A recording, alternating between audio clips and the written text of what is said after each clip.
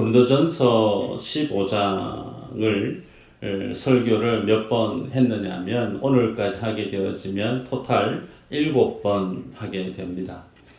그 7번의 메시지에 매번 빠지지 않았던 중심 주제가 부활이라고 하는 하나님의 진리죠. 그래서 우리가 지난 시간까지는 어떻게 부활이 이루어지고 부활을 하게 되어지면 그 부활된 그 실제의 모습은 어떤 모습인가를 우리가 지난번까지 보았고, 오늘은 하나님의 이 부활의 진리를 알게 되고 깨닫게 되어지는 자는 세상 속에서 하나님 앞에 어떤 믿음의 삶의 영향력을 드러내는 믿음의 사람이 되어질 수 있는가에 대한 관점으로 말씀을 보도록 하겠습니다. 여러분, 우리는 예수님을 다 믿음의 주로 삶의 주인으로 믿는 믿음의 권속들입니다. 하나같이 우리는 다 예수님을 믿는 믿음의 식구들이죠. 그러면 그 믿음은 우리의 눈에 잘 보이는가? 눈에 보이는 믿음은 없죠. 다 눈에 보이지 않는데, 그러나 눈에 보이는 믿음의 실제는 있습니다. 이전에 말씀을 보았는데 히브리서 11장, 소위 믿음장이라고 닉네임이 붙여져 있죠.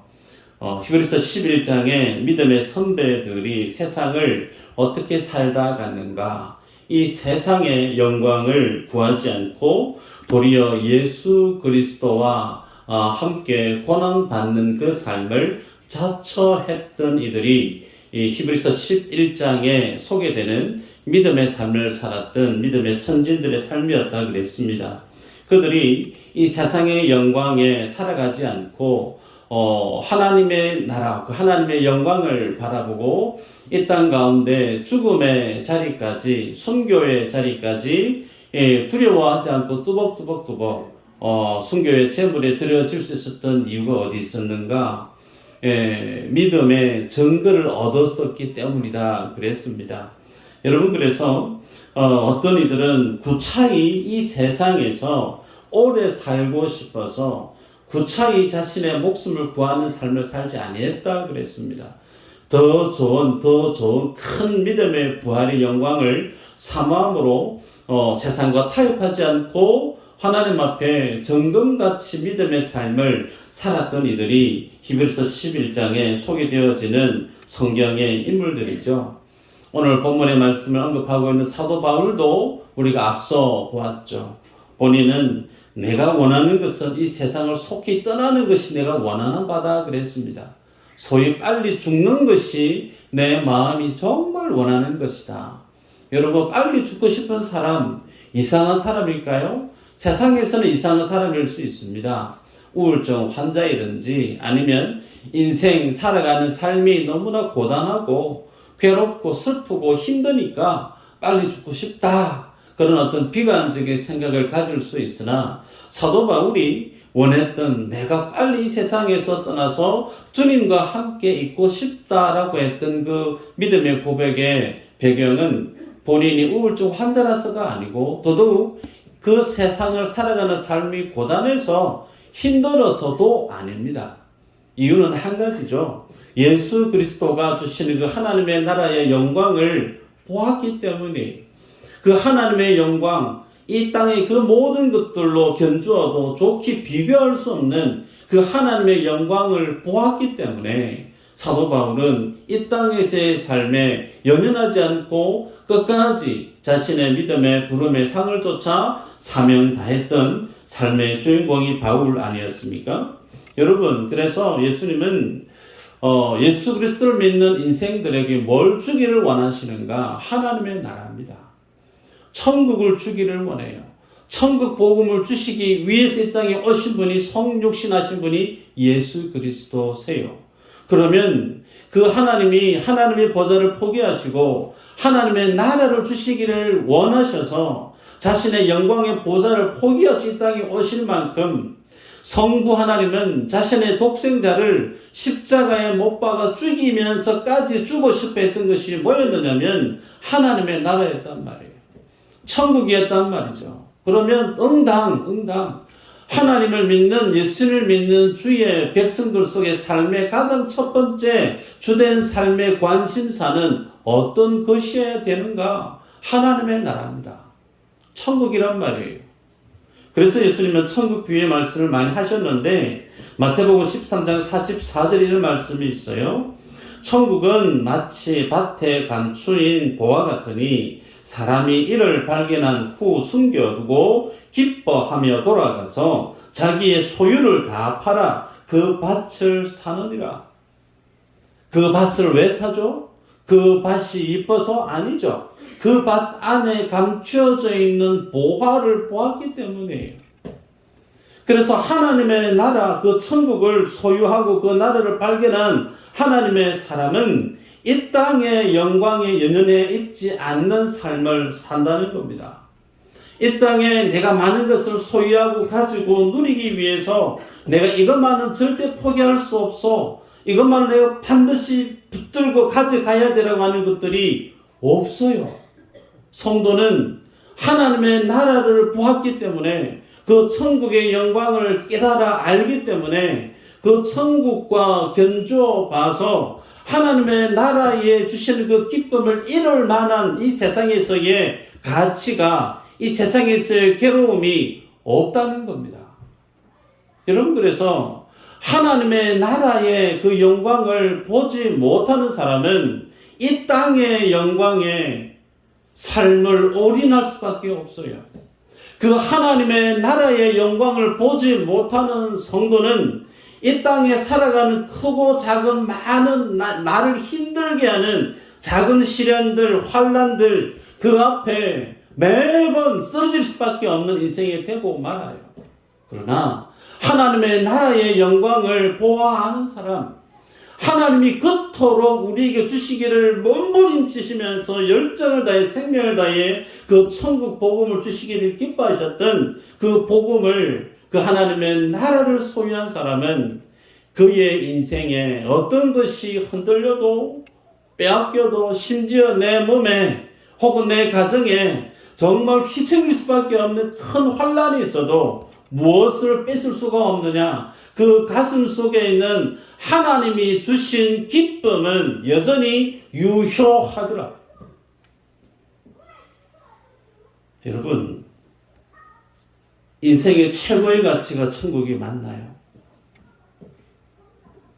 오늘 내가 세상을 살아가는 삶의 가장 주된 삶의 내용은 세상이라고 하는 그 밭에 감추어져 있는 하나님이 숨겨놓은 그 보화라고 하는 예수 그리스도, 이 세상이라고 하는 잘 보이지 않는 곳에 주님이 비밀스럽게 숨겨놓은 천국이라고 하는 그 복음을 우리가 그것을 바라보고 살아가는 인생이 맞는가?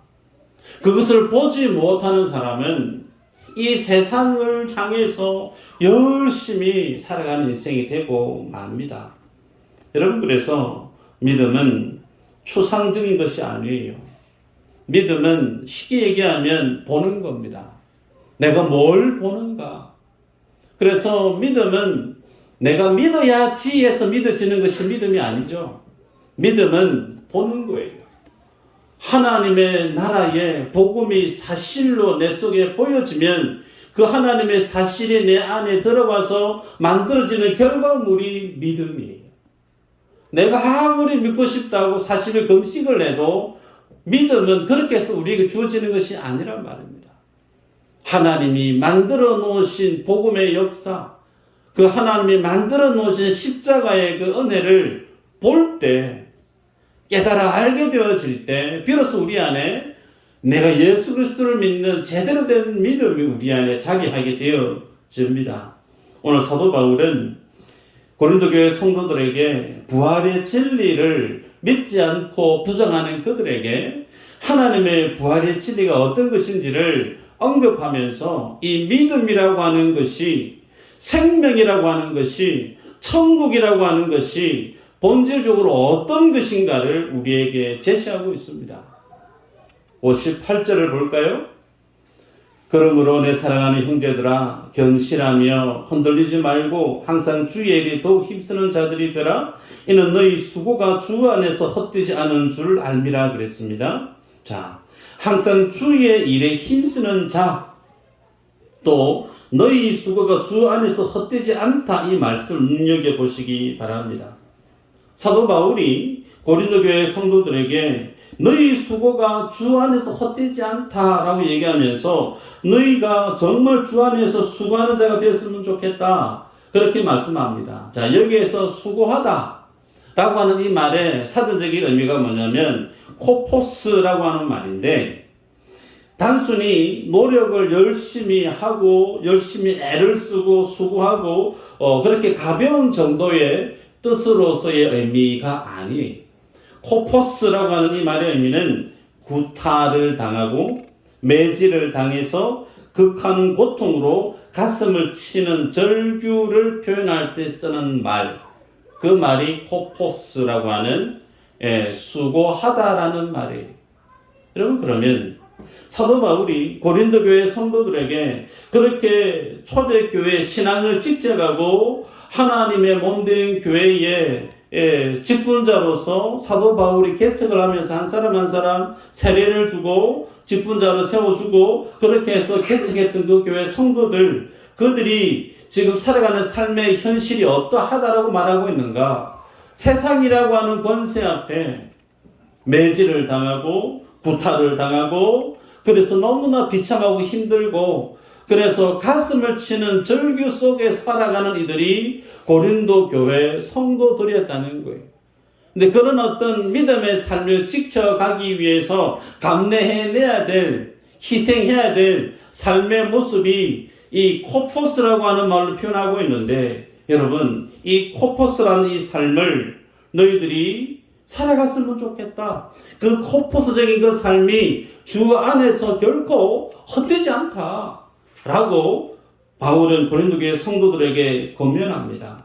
여러분, 그래서 주 안에서 수고하다라는 이 말, 특별히 이 말씀은 교회 안에 중직자들에게 왕왕 적용되어질 주제의 메시지가 되기도 합니다.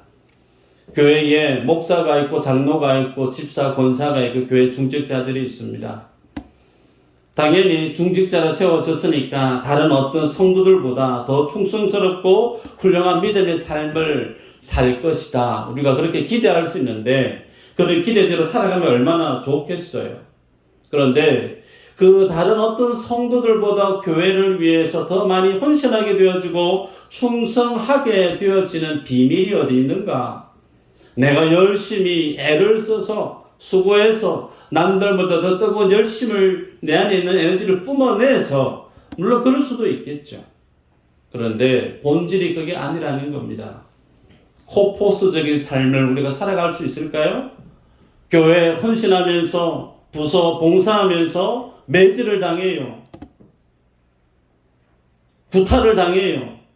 그러면서 내가 교회를 지켜가고 교회를 섬겨갈 만한 믿음의 능력이 우리 안에 과연 있을 수 있을까? 쉽지 않죠.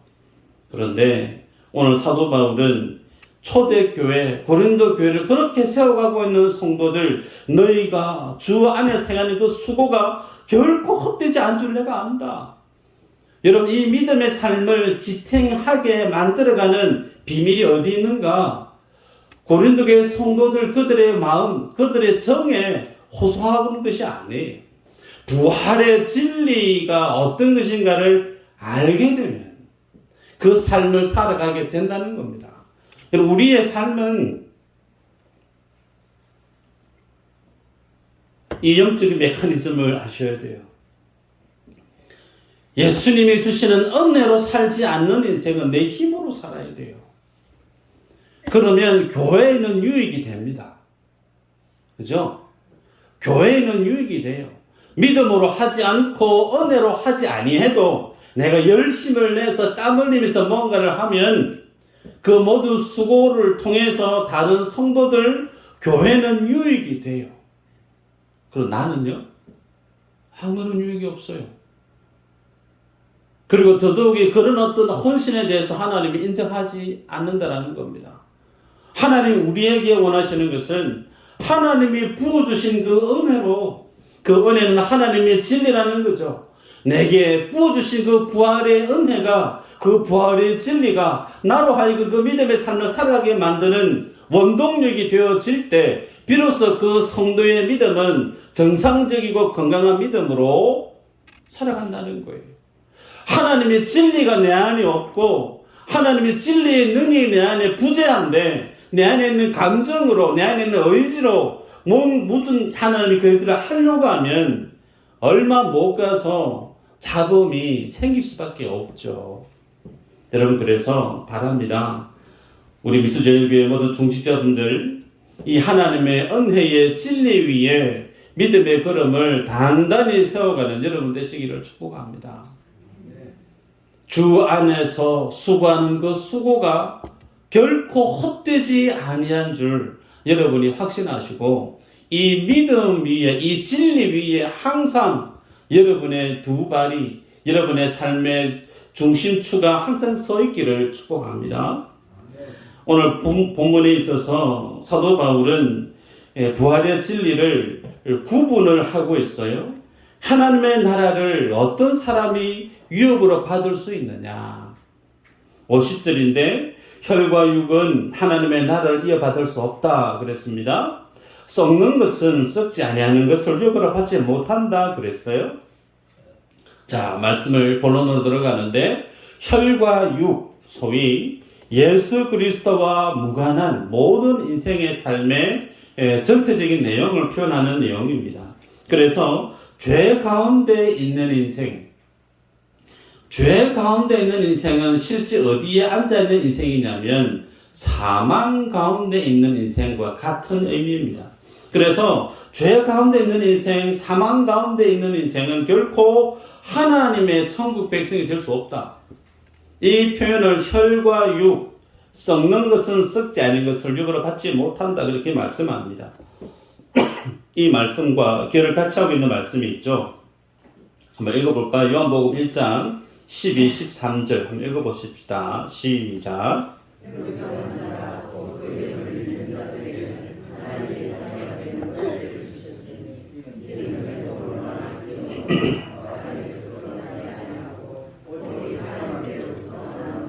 아멘. 전도할 때 가장 많이 인용하는 성경 구절 요한복음 1장 12절입니다. 영접하는 자, 그 뜻대로 이름을 부르시는 자, 믿는 자, 하나님 자녀 되는 권세를 주신다. 그런데 이 구절을 저도 CCC 출신이지만 사역일을 들고 전도를 참 많이 해요. 그런데 여기에서 오해할 여지가 있습니다. 영접하는 자, 누가 영접할까요? 내가 영접하는 거예요. 사람이 영접하는 거죠. 그럼 영접하게 되어지면 하나님의 자녀가 되는 권세를 주신다. 그래서 마치 영접하다의 주체가 내가 되어질 때 나의 선택과 나의 결정을 통해서 하나님의 구원이 내게 부어질 수도 있고 부어지지 않을 수도 있고, 나의 자유의지에 대한 선택 여하에 따라서 내가 구원받을 수도 있고 구원받지 못할 수도 있고, 그럴까요? 그렇지 않습니다. 구원은 전적으로 하나님의 은혜의 주권적인 역사로 우리에게 주어지는 것이죠. 그래서 13절 우리가 다시 보면 이렇게 기록하고 있습니다. 이는 혈통으로나 육정으로나 사람의 뜻으로 나지 아니하고 오직 하나님께로부터 난 자들이니라. 누가 구원받을 수 있는가? 혈통으로 안 된대요. 육정으로 안 된대요. 소위 인간의 열심으로, 인간의 결정으로, 인간의 선택으로 하나님의 백성이 되어줄 수 있는가? 없다는 거예요. 하나님께로부터 난 자만이 어떻게 된다는 거죠? 하나님의 백성이 된다는 겁니다. 주님의 자녀가 되는 권세를 얻게 되어진다라는 거죠. 그래서 이 구절 안에 우리는 기억해야 될 사실이 혈과 육은 하나님의 나라를 위협을 받을 수가 없다. 인간의 노력으로, 인간의 열심으로 완전하신 그 하나님의 나라에 도달할 인생은 아무도 없다라는 겁니다. 그래서 구원은 하나님께서 우리 안에 오셔서 성령께서 구원하게끔, 영접하게끔 우리 안에서 미리 역사하신 결과물이 있기에 우리가 하나님 앞에 믿음으로 반응할 수 있게 되어지는 거예요. 그래서 내가 예수님을 영접하겠습니다라고 하는 결정을 한다손 치더라도 그 주님을 영접하게 하는 믿음이 내 안에 있는 선택에 있는 것이 아니고 그것을 부어주신 신령한 하나님의 성령의 역사가 내 안에 있다는 겁니다. 여러분, 그래서 우리는 이 믿음의 구원에 관련된 진리를 제대로 이해하고 믿음의 삶을 살아야 되는데, 오늘 우리는 그럼 어떻게 살아가야 되는가? 예수님을 믿어서 구원받은 자가 우리인데 우리의 육체는 그럼 어떻게 되죠? 늘 시간이 가면 갈수록 젊어지나요? 그렇지 않습니다. 흰머리가 나고 주름이 깊어지고 뭔가 삐걱삐걱대고 뭔가 좀 말을 잘 안 들어요, 몸이. 뭘 뜻하죠, 이게? 늙어가고 있다는 거죠. 늙어간다는 표현은 오늘 성경 표현 그대로 빌리면 썩어간다라는 겁니다. 결국은 모든 인생은 영원히 살 수 없어요. 모든 인생은 이 죽음이라고 하는 것, 썩는 것을 향해서 뚜벅뚜벅뚜벅 쉼없이 가고 있는 게 우리 인생 아닙니까? 자, 그래서 썩는 것은 썩지 않은 것을 유보로 받지 못한다 그랬습니다. 모든 인생이 역사 이래 태어나서 가는 길이 흙이 되고 먼지가 되고 뼈만 앙상하게 남게 되어집니다. 자, 그러면 썩지 않으므로 썩지 않는 하나님의 나라를 유업으로 받는 자가 누구냐라는 거예요. 말씀을 볼까요? 사도행전 13장 34, 35절 읽어보십시다. 시작. 또 하나님께서 죽은 자 가운데서 그를 일으키사 다시 썩음을 당하지 않게 하실 것을 가르쳐 이르시되 내가 다윗의 거룩하고 믿번 은사를 너희에게 주리라 하셨으며 또 다른 시편에 일렀으되 주의 거룩한 자로 썩음을 당하지 않게 하시리라 하셨느니라. 아멘. 이 말씀을 보면 바울이 비시디아 안디옥에서 전했던 말씀인데 말미에 보면 주의 거룩한 자로 썩음을 당하지 않게 하실 것이라. 하나님이 이전에 다윗의 입을 통해서 하나님께서 완성해내신 하나님의 나라의 말씀을 다윗의 입을 통해서 예언하게 만들었어요. 그래서 거룩한 자로 말미암아 썩음을 당치 않는 자가 누구죠? 예수 그리스도세요. 예수 그리스도만 육체로 오셨으나 썩음을 당하지 않고 다시금 살아나신 부활의 주님이 되셨다는 사실입니다. 그래서 예수 그리스도는 반드시 성육신하셨던 분이고 십자가에서 죽으셨던 분이시고 그 죽음에서 3일 만에 부활하셨던 분이 예수 그리스도십니다. 이 세 가지 진리가 기독교의 핵심 진리입니다. 이 사실을 여러분들이 다 믿는 분이 있을 수도 있고 아직까지 예수님이 어떻게 성령으로 남녀의 생물학적인 육체적인 관계를 통해 낳지 않고 어떻게 날 수 있지?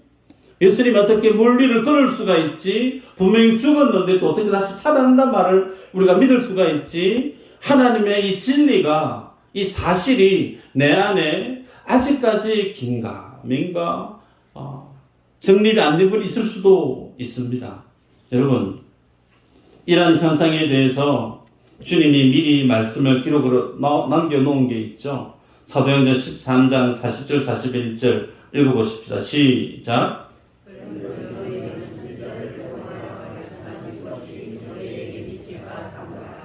일러스되 보라 멸시하는 사람들아 너희는 놀라고 멸망하라. 내가 너를 이때를 당하여 한 일을 행할 것이니 사람이 너희에게 일러줄지라도 도무지 믿지 못할 일이라 하였느니라 하니라. 아멘. 예수님이 부활하시고 나서 40일 동안 공생의 삶을 부활하신 이후의 삶을 사셨단 말이에요. 그 모습을 제자들이 보았고 초대교회 성도들이 다 보았습니다. 우리가 고린도전서 초반부에 다 보지 않았습니까? 그런데 내가 예수님의 부활하심을 내가 봤다. 내가 증인이다. 그 증인된 보았던 하나님의 말씀을 기록으로 남겨놓은 것이 성경책가 아니에요. 그런데 예수님이 부활하셨던 그 당대에도 예수님의 부활하심을 안 믿는 사람들이 있었어요. 하나님의 부활하심의 사실을 기록으로 남겨놓은 성경책을 여러분 우리가 보고 있음에도 불구하고 여전히 세상에 많은 사람들은 그 예수님이 부활하신 기록된 성경의 말씀을 인정하지 않고 믿지 않는 사람들이 있다는 겁니다. 여러분, 그래서 선제들을 통해서 뭐라고 기록하고 있는가? 너희들은 믿지 않으니까 망해라. 망해라. 아예 그냥 주님이 열외시켜 놔 버렸다라는 거예요. 여러분, 이것부터 우리가 뭘 알 수 있느냐면, 다시금 요한복음 1장 12, 13절을 통해 다시 돌아가면 누가 예수 그리스도를 믿을 수 있는가? 혈과 육으로는 안 된다는 거예요. 성령으로 하나님께로부터 난 자가 아니면 이 하나님의 숨겨진 복음의 비밀을 깨달을 수 있는 자가 없다라는 겁니다. 아무리 신학교에 가서 교수로부터 3년 동안 혹은 6년 동안 7년 동안 공부를 한들 안 믿어지는 사람도 있어요. 신학 박사는 될 수 있습니다. 목사는 될 수 있어요. 그러나 이 성경의 진리가 참이다. 이 성경의 진리가 분명한 팩트다. 여기에 내 삶을 걸 수 있고 내 생명을 걸 수 있는 진리라고 확신하며 살아갈 수 있는 그 근거는 하나님이 우리에게 부어주시는 은혜에 달려있다는 거예요. 그래서 하나님의 진리는 성령의 조명이 없이는 우리가 깨달을 수가 없는 겁니다. 그래서 우리는 늘 주님 앞에 설 때에 하나님이 내게 주시는 은혜를 사모하는 자로 나올 수밖에 없는 겁니다. 오늘 사도 바울은 고린도 교회 성도들에게 이 부활의 진리를 부정하는 그들이 지금 어떤 믿음의 위치에 있는지를 그들에게 보여주고 있습니다. 하나님이 만들어 놓으신 그 부활의 영광을 보는 자는 썩지 아니할 하나님의 영광을 바라보게 되어지나 그 교회 안에 하나님의 예수님의 부활을 부정하는 사람들이 있었다니까요. 그러면 그들은 다윗의 입을 통해서 기록하고 있는 것처럼 너희는 망해라. 망하는 인생이 교회 안에 같이 공존했다라는 겁니다. 여러분, 초대교회예요. 가장 교회의 원형, 처음에 그 교회의 모습을 지니고 있는 교회가 초대교회 아닙니까? 가장 많은 성령의 역사가 많이 있었던 그 시대 때 그 교회 안에서도 하나님의 부활을 제대로 알고 있는 사람이 있고 그 주님의 부활을 부정하는 사람이 있었다라고 하면 오늘날에야 말해 본들 뭐 하겠습니까? 여러분, 우리의 믿음이 어디에 서 있는가를 우리가 날마다 체킹하셔야 돼요.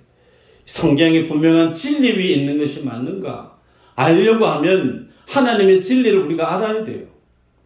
교회를 다녀도 하나님의 진리에 대해서 관심이 없는 분들이 참 많습니다. 목사님들, 제가 설교 한 편을 준비하려고 고민하면서 천하에 계시는 여러 목사님들한테 물어봅니다. 이 주제에 대해서, 이 메시지에 대해서 어떻게 생각하십니까? 니는 그게 왜 그리 그게 왜 궁금한데? 여러분, 목회자가 성경을 궁금해하지 않아요. 목회자가 하나님의 진리에 대해서 궁금해하지 않는다라고 하면 성도님들은 어떨까요? 죄송스럽지만 성도님들은 더 바쁘잖아요. 세상살이. 그래서는 안 된다는 겁니다. 오늘 사도 바울은 감추어졌던 부활의 진리를 풀어냅니다. 51절에 얘기합니다. 비밀을 말하노니, 그러면서 주님이 이 땅에 임하실 때에 마지막 나팔에 호련히 예수 믿는 자들이 변화될 것이다. 그 변화가 어떤 변화인가? 53절에 기록되어 한번 읽어볼까요? 53절 시작. 이 썩을 것이 썩지 죽지 않음을 입으리로다. 아멘. 자, 이 변화, 썩을 것이 썩지 않음을 입는다. 여러분, 그러면 이 말씀 앞에 비춰볼 때 나는 어떤 존재인가? 나는 지금 썩어가고 있는 존재라는 거예요. 그 말은 내가 예수님을 믿고 세례를 받고 교회 신앙생활을 하고 있지만 주님이 내게 주신 이 구원이 완전한 구원인가? 아니라는 겁니다. 구원의 현재적 과정을 걸어가고 있는 거예요. 우리의 몸은 반드시 죽음이라는 것을 향해서 통과되어질 때, 그리고 주님 이 땅에 재림하실 때 그 부활의 주님을 만남으로 영원히 썩지 아니하는, 마치 예수님이 신령한 몸으로 부활하셨던 그 몸을 덧입는 그때까지가 완전한 구원이라는 거예요. 그래서 우리는 현재적 구원의 삶을 살아가고 있는 상황이라는 겁니다. 자, 그러면 내가 지금 썩는 몸을 지니고 살아간다라는 거예요. 그 표현은 내 안에 뭐가 있다라고 얘기하냐면 죄가 있다라고 하는 것을 반증하고 있습니다. 이 부분에 대해서 리처드 백스터라고 하는 목사님이 이렇게 기록합니다. 이 썩을 몸이 썩지 않음을 입을 그날을 생각할 때마다 내게 남은 죄의 냄새를 더욱 미워하게 된다. 주님 앞에 내가 썩지 아니할 몸, 완전한 구원의 완성을 이룬 영화로운 그 하나님의 새롭게 입혀주시는 그 하나님의 육체를, 부활의 육체를 지니게 되어지기까지 내 안에 풀풀 드러나고 숨길 수 없는 그 죄악의 냄새들을 내가 지금 확인하게 되어진다. 그렇게 얘기합니다. 여러분, 그래서 이 땅을 살아가는 성도에게 위로를 얻는, 힘을 얻는 지점이 어디에 있느냐면 이 부활의 진리를 내가 어느 정도로 믿고 바라고 살아가고 있느냐에 따라서 달라진다는 거예요. 예를 들어 볼까요? 너무 큰 질병 가운데, 고통 가운데 있는 인생이 있어요. 그 인생에게 있어서 부활은 소망입니다.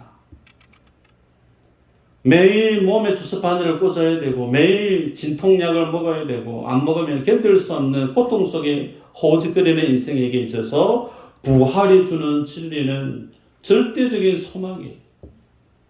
평생토록 몸에 장애를 지니고 살거나 장애 아동을 키우고 있는 부모 입장에서 그 삶의 인생은 참 고단합니다. 힘들어요.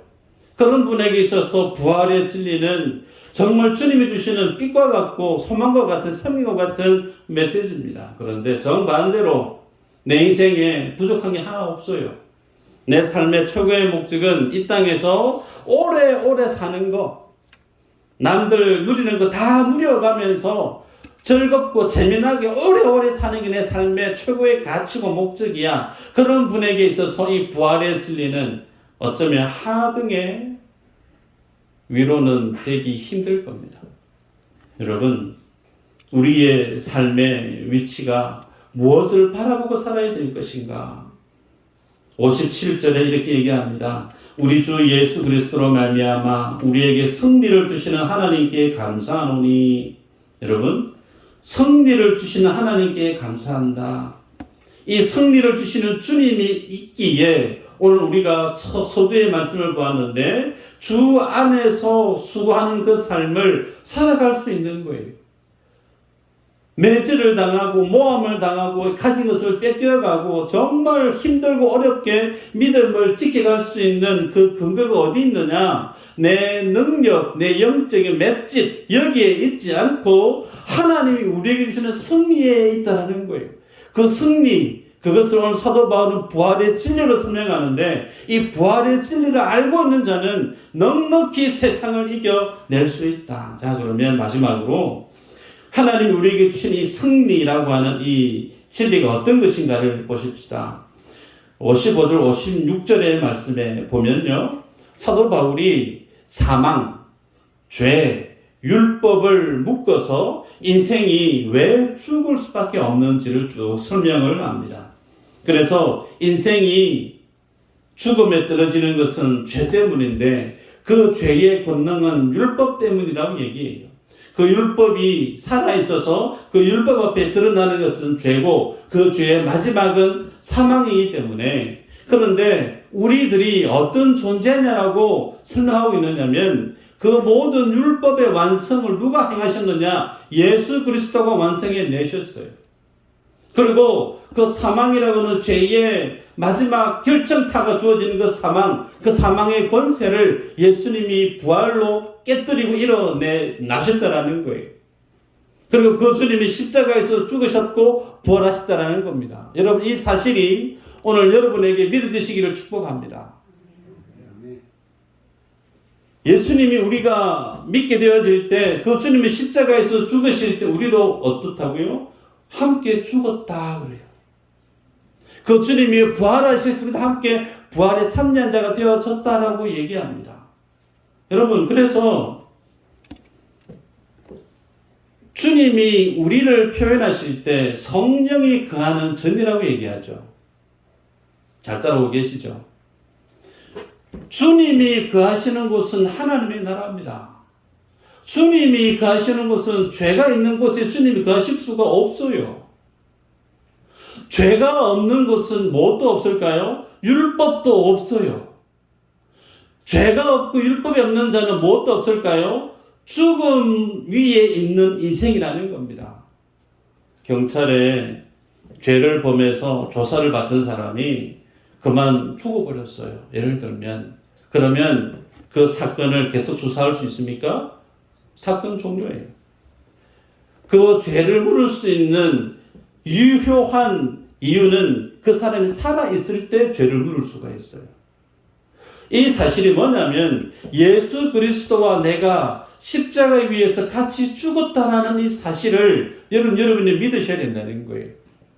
내가 예수 그리스도와 함께 믿음으로 주님의 십자가 앞에 죽었기 때문에 나에게는 죄의 영향력이, 율법의 영향력이 우리에게는 미칠 수가 없다는 거예요.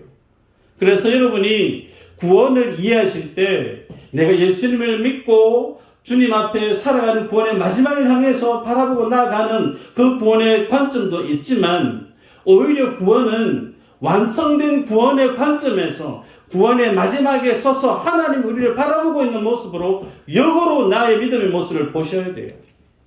이게 성경이 우리에게 주시는 바른 구원의 믿음의 삶을 사는 비밀입니다. 여러분 그러면 여쭤볼게요. 예수 그리스도를 믿는 우리가 주님 앞에 설 때에 우리가 살아있는 인생입니까? 죽어있는 인생입니까? 어려운 질문인가요? 죽어있는 인생이라는 거예요. 하나님이 우리를 바라보실 때 너는 예수 그리스도와 죽은 자라는 거예요. 그래서 죽은 자이기 때문에 죄에 대해서 주님이 묻지 않으십니다. 죄에 대해서 주님이 따지지를 않아요. 대신에 우리가 죽은 자로 주님 앞에 드러났기 때문에 우리 안에 뭐가 있죠? 예수 그리스도의 의의가 우리에게 더딥혀져 있는 겁니다. 그래서 주님 앞에 서게 되어질 때 우리는 매일매일 살아가면서 내가 죽은 자임을 확인해 가는 여정이 우리가 매일매일 살아가는 구원의 여정이라는 거예요. 그 여정 속에 우리는 내가 죽었다라고 하는 그 사실을 발견해 가야 되는 거예요. 그런데 그 와중에 여전히 죄가 살아서 펄쩍펄쩍 뜁니다.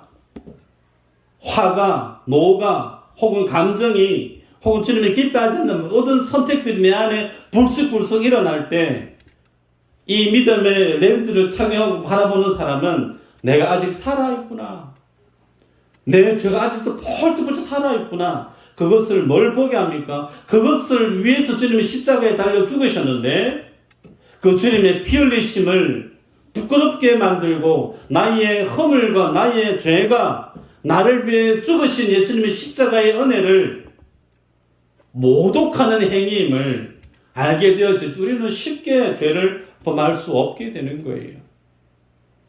여러분이 꼭 기억하시길 바랍니다. 주 안에서 나는 살아있는 자로 주님 우리를 부르시지만 실제 우리는 죽은 자와 같다라는 거예요. 그래서 죽은 자로서의 삶을 살아가는 것을 확인해 가는 과정이 우리가 이 땅 가운데 살아가는 믿음의 여정이라는 겁니다. 그 믿음의 삶을 사는 자만이 뭘 할 수 있느냐? 주 안에서 수고하는 삶을 살아갈 수 있다는 거예요. 여러분, 죽은 자가 뭔 욕심이 있겠어요? 죽은 자가 더 살 마음이 있겠어? 없어요. 죽은 자에게 구타를 당하든 매질을 당하든 사기를 당하든 아무 의미가 없어요. 오직 예수 그리스도의 부활의 영광만 보일 뿐입니다. 우리들이 그 삶으로 초대받고 있다는 거예요.